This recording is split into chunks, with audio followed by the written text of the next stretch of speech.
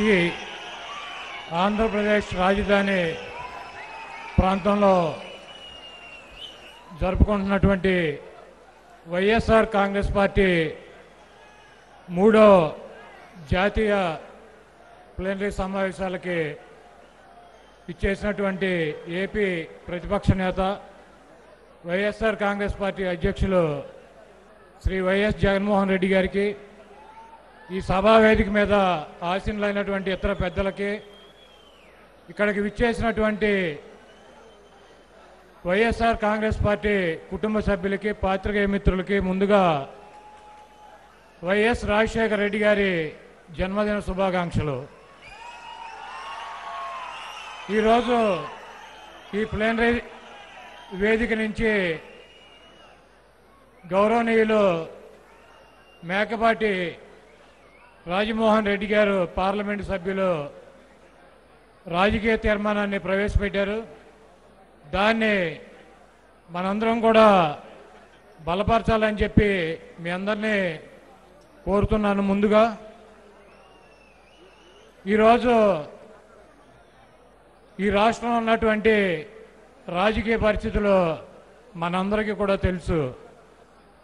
గత 2014 ఎన్నికల్లో చంద్రబాబు నాయుడు ముఖ్యమంత్రి అయిన కాడి నుంచి వైఎస్ఆర్ కాంగ్రెస్ పార్టీ శ్రేణుల మీద దాడులు, కేసులు, ఏదో రకంగా భయపెట్టి ప్రలోభాలకి గురి చేసి ఈ రాష్ట్రంలో ఉన్నటువంటి వైఎస్ఆర్ కాంగ్రెస్ పార్టీ శాసనసభ్యుల్ని, పార్లమెంటు సభ్యుల్ని ఆయన పార్టీలో చేర్చుకుని ఈ రాష్ట్రంలో తెలుగుదేశం పార్టీని బలపరుచుకుంటూ జగన్మోహన్ రెడ్డి గారి నాయకత్వంలో ఉన్నటువంటి వైఎస్ఆర్ కాంగ్రెస్ పార్టీని బలహీనపరిచి ఆయన తప్ప ఈ రాష్ట్రానికి వేరే దిక్కు లేదన్నటువంటి కార్యక్రమాన్ని చేయాలని చెప్పి అనేక రకాలైనటువంటి కార్యక్రమాలు చేశాడు.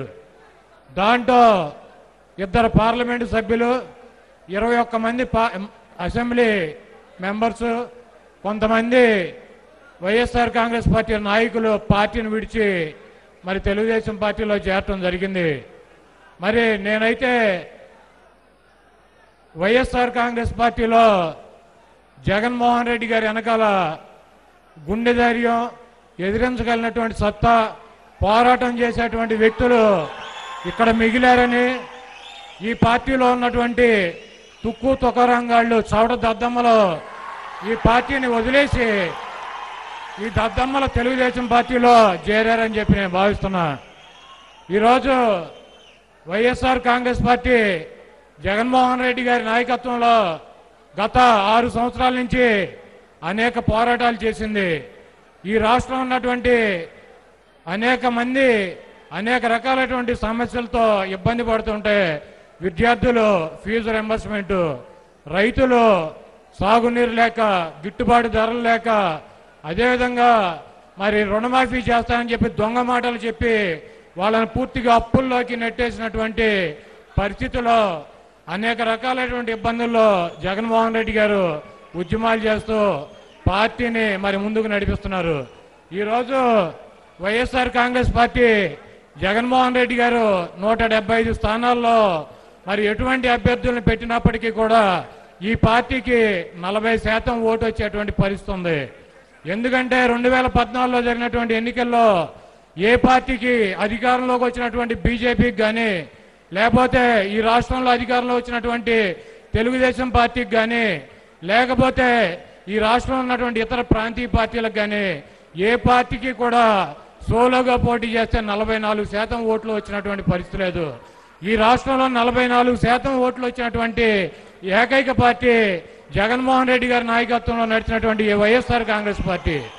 ఈ రోజు కూడా మరి జగన్మోహన్ రెడ్డి గారు గుడివాడలో నన్ను కాదు, ఎక్కడ ఏ అభ్యర్థిని పెట్టినా 42-43% ఓటు వచ్చేటువంటి పరిస్థితి వైఎస్ఆర్ కాంగ్రెస్ పార్టీకి ఉంది. మరి బలహీన వర్గాలు కానివ్వండి, మైనార్టీలు, బడుగు వర్గాలు, అనేక రకమైనటువంటి పేద ప్రజలు వైఎస్ఆర్ రాజశేఖర రెడ్డి గారు మరి ఈ రాష్ట్రాన్ని పరిపాలించినటువంటి తీరుతో ఆయన గుండెల్లో పెట్టుకుని జగన్మోహన్ రెడ్డి గారి వెనకాల నడవటానికి సిద్ధంగా ఉన్నారు. మనం అధికారంలోకి రావాలంటే ఈ పార్టీకి మనం ఉన్నటువంటి ప్రాతినిధ్యం వహించినటువంటి చోట ఒక 3 నుంచి 5% ఓటు కనుక మనం తెచ్చుకున్నట్లయితే మరి అధికారంలోకి రేపు 2019 ఎన్నికల్లో వైఎస్ఆర్ కాంగ్రెస్ పార్టీ తప్పకుండా వస్తుందని చెప్పి నేను మీ అందరికీ గట్టిగా చెప్పగలను. అదేవిధంగా ఈరోజు ఈ రాష్ట్రంలో జగన్మోహన్ రెడ్డి గారు ఏ కార్యక్రమం చేసినా కూడా జగన్మోహన్ రెడ్డి గారిని మరి రాజకీయంగా కానీ లేకపోతే పర్సనల్గా కానీ ఆయన్ని మరి తెలుగుదేశం పార్టీ శ్రేణులు కానీ ఎల్లో మీడియా కానీ అనేక రకాలైనటువంటి కథనాలు తప్పుడు ప్రచారాలు చేస్తూ ఏదో ఒక రకంగా జగన్మోహన్ రెడ్డి గారిని డిగ్రేడ్ చేయాలని చెప్పి ప్రయత్నిస్తుంది.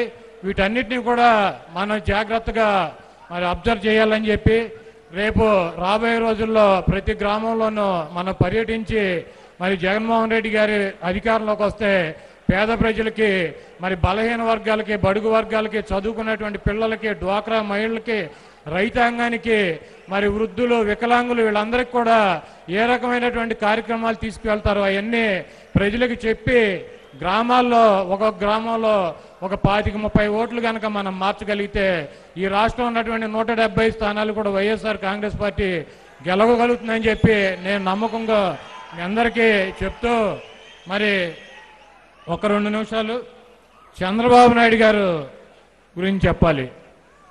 ఈ రాష్ట్రంలో అత్యంత మోసపూరితమైనటువంటి వ్యక్తి, వెన్నుపోటుదారుడు, కుట్ర రాజకీయాలు చేయగలిగినటువంటి వ్యక్తి, అవసరమైతే కాళ్ళు పట్టుకోగలిగినటువంటి వ్యక్తి, లేకపోతే జుట్టు పట్టుకోగలిగినటువంటి వ్యక్తి.